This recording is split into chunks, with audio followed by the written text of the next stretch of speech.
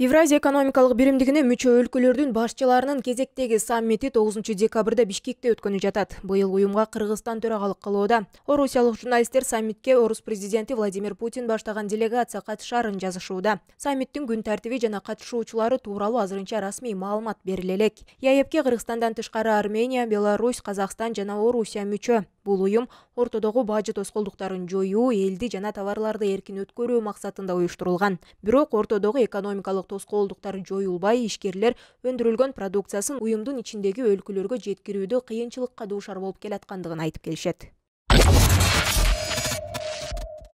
Үстүбүздөгү жылдын 1 декабрында Жогорку кеңештин депутаттары 2017 жылдын 16 январындагы Сокулук районундагы Дача суу айылында Боинг 747 жүк ташуучу учагы кулаган авиациялык кырсыктын себептерин жана шарттарын изилдөө боюнча коомдук комиссиянын корутундусун угушту.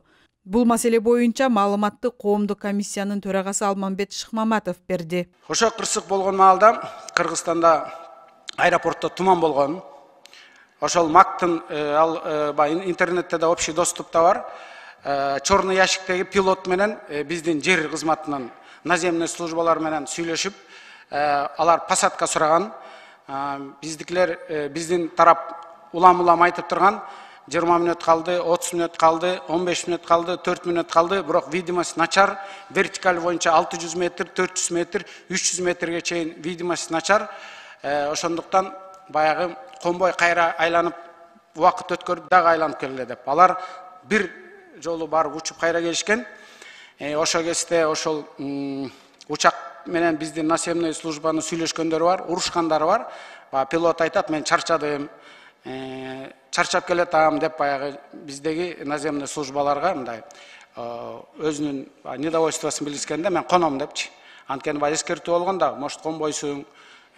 Анан көрбөй калганына байланыштуу компьютер приборлор өзлөрү жерди таап конот да. Анан ошондо баягы алар пилоттун ошибкасы болуп, алар линиядан чыгып кетип, кайра көтөрүлө турган маалда куйрук самолеттун куйругу ошол тосмого тийип, анан жанагындай каргышалуу окуя болгон. Аталган комиссиянын мүчөсү укук коргоочу Нурбек Токтакунов бул маселеге чечим шашылыш кабыл алынып калганын айтты. Анын айтымында жыйынтык чыккандан кийин кенен талкуу жүргүзүлүшү керек болчу. Мындан сырткары айрым эске алчу жагдайлар болгон. Бүт күнүнүн баардыгы лөтчүктөр үчүн ошо кулады деп жыйынтыкка келиптир. Бирок жакшылап окуп чыксак, жанакы биздин деле диспетчерский кызматтын жоопкерчилиги бар экен. Аэропортунда жоопкерчилиги бар экен. Коомдук комиссияга мүчөлүк кылган иликтөөчү журналист Дилбар Алимова изилдөөнүн жүрүшүндө айрым жагдайларды тактоодо техникалык мүчүлүштүктөр болгонун эске албаганда жалпысынан иш адилеттүү эле болгонун айтат. Дача суу боюнча коомдук комиссиянын негизги курамы мындай адилеттүү тандалыптыр, анан иши дагы жакшы жүрдү деп айтам.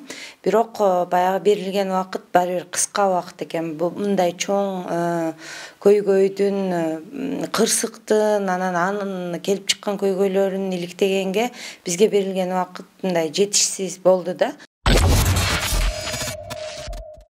14 жашар кызды өлтүрүүгө шектелген 2 киши Оштогу абакта каза болду. Өз жанын кыйган фактынын чоо жайын башкы прокуратура иликтей баштады. Каза тапкан шектүү жарандар Кадамжайдан Оштогу тергөө абагына 1 декабрда которулган.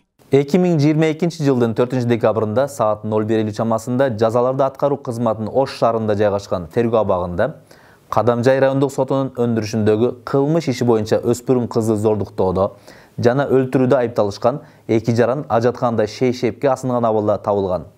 Өлүктөргө сыртынан кароо жүргүзүүдө алардын денесинде кандайдыр бир жаракаттар аныкталган эмес.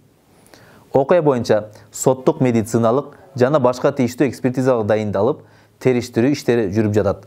Мындан сырткары, жогорудагы фактылар боюнча адистештирилген прокуратура тарабынан жазаларды аткаруу кызматынын Ош шаарындагы тергөө абагынын жооптуу кызмат адамдарына карата шалакылык беренеси менен материалдар кылмыштардын бирдиктүү реестрине катталып, тергөө чейинки текшерүү амалдары жүргүзүлүүдө. Акыйкатчы институту бул факт боюнча иш алып барууда. Кыргызстандын акыйкатчысынын орун басары Альберт Көлөпов шектүүлөрдүн бири буга чейин апасына кат жазып, жактоочуну алмаштырууну суранганын билдирди. Бул эми Оштогу СИЗО боюнча 2 жаранын астын өлгөнү боюнча биз бүгүн эртең менен тапшырма бердик. Биздин кызматкерлер СИЗО номер 20 СИЗОго кирип чыгышты. Алар толук а жерден баягы алдын ала маалымат алды да. Алдын ала маалымат боюнча эч кандай мындай денелеринде көк-ала жок. Кандайдыр бир кыйноо белгилери боюнча маалымат жок. Бирок асынып өлүп, андан кийин тергөөчүдөн да маалымат алышыптыр. Тергөөчү азыр бүт бардык керектүү экспертизаны дайындап да. Экспертизанын жыйынтыгы менен анан укуктук баа берилет деп турабыз. Ошо бирөөсү апасына кат жазып кетиптир, адвокатын алмаштыруу боюнча. Башка азыр эч кандайдыр бир кыйноо фактысы болбогон азыр бизге белгилешти. Быйыл сентябрдын башында өспүрүм кызды мыкаачылык менен өлтүрүүгө шек саналып кармалган 4 айыпталуучунун 3-өө Кадамжай райондук сотунун чечими менен 1 декабрда Оштогу номер 5 тергөө абагына которулган. 4-сү Жалал Абадтагы жашы жетелектер кармалган абакка өткөрүлгөн. Жакынкы күндөрү алардын сот иши башталмак. Бул окуя коомчулукта резонанс жаратып, маселе парламентте көтөрүлгөн. Мына өзүңүздөргө маалым болгондой 5 сентябрда Кадамжай районунун Халмион айыл өкмөтүндө бир кайгылуу, абдан бир жаман окуя болду. 14 жашар кызды зордуктап, бир жаман иплас жолдор менен өлтүрүп, 3 бала азыр камакка алынды да. Ошого бир укук коргоо органдарыны чакырып, ушул жерге түштөн кийинге чакырып койсоңуз, маалымат берсе, бул улуттук трагедия болуп атат.